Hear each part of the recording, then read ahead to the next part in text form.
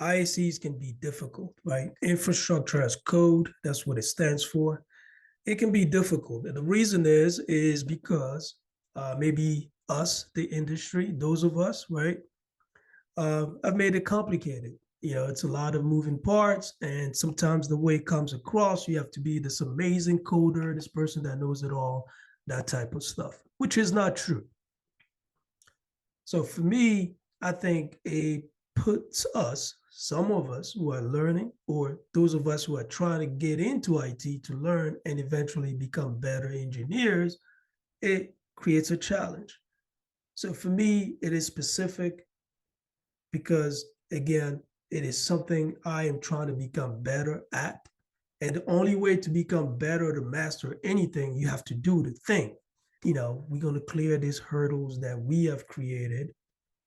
And the only way for myself to do this is I need to start simple. So there you have it. It is 2024. Happy New Year, everyone. I am Pat. This is the Maendeleolab.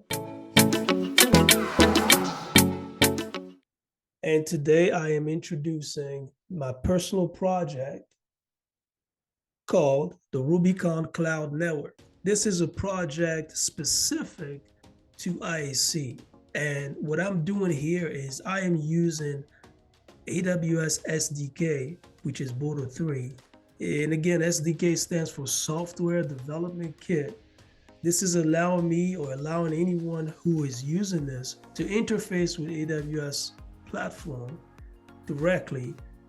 This can easily integrate with any IACs that you have right now. So I'm not going to speak on it any longer. The main purpose of today's content is to introduce you to it, but also to allow you to set up your environment so that you can start working with me, so that you can also experiment what is being created. First thing you need to have is, of course, I have the link in the description. I have the link to this page. So you need to access this page. First thing you're going to need is a Linux environment. Linux is a must in today's time. Anyone out there who wants to, contribute or have an impact into technology, Linux is a big deal, at least from a technical point of view.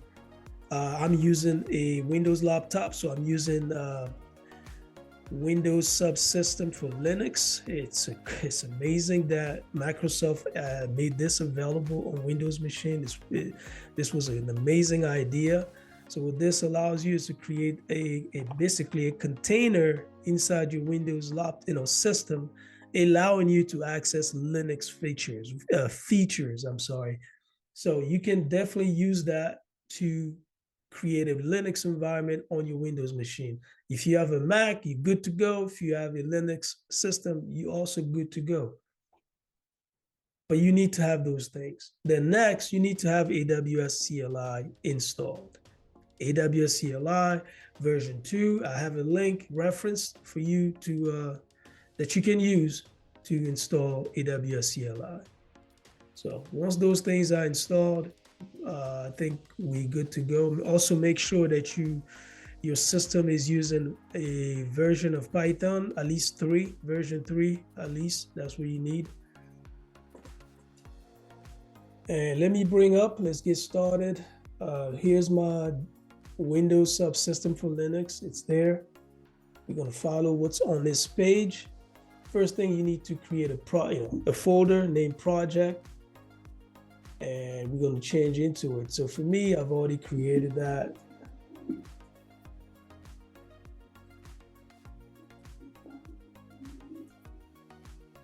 So there you are. Switch to it. Next thing is you need to create a virtual environment named Labs. And again, virtual environment, please look it up. What it does, it creates a specific space within your system. You can add packages, download things, and it is specific to that space. It doesn't impact the rest of your system. So in my case, I'm creating a virtual environment named Labs.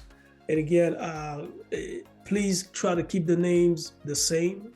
This way is easier. If you run into an issues, you can come back to these tutorial and see what I did and make sure we're on the same page. So you need to create a virtual environment lab, and then we need to activate it. So I've already created one. I just need to activate.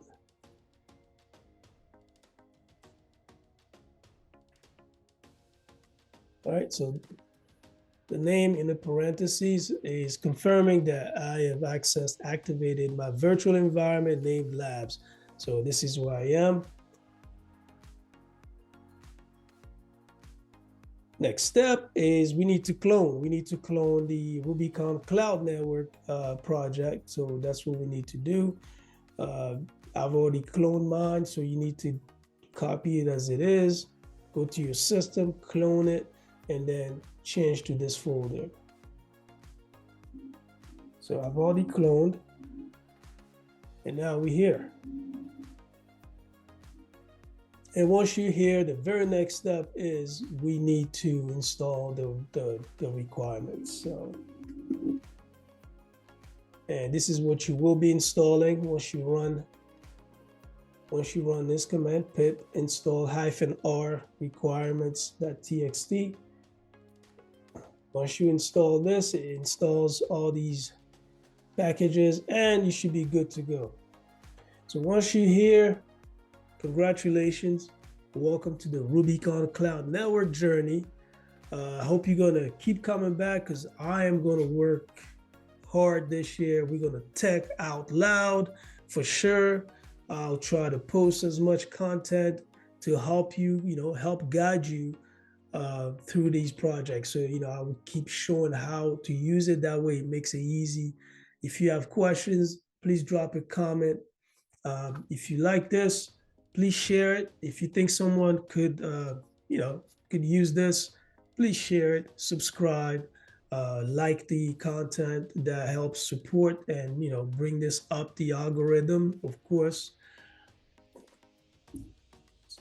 So one last thing before we end this is, anytime you're done with your virtual environment, we want to deactivate it. And once you do that, that's it. You are disconnected from it. You're no longer inside your virtual environment. Next, so this wraps it. This is it for what I wanted to introduce, at least for today. Next, we'll go into eventually using some of these code that I've already written. We're going to deploy in the next tutorial. We'll be deploying the VPC peering. That's the very first lab I've put together. That should be fun. So if you want to go ahead and take a hack at it, go ahead. It's already there. If you go to the infrastructure folder, it's already in there. But next time, I'm going to have it ready for you and showing you how I use it so that maybe you can follow along. And again, welcome to my channel. If it's your first time, I hope you keep coming back. And again, let's have a good year. I am Pat at Maendeleolab. Until next time, salut.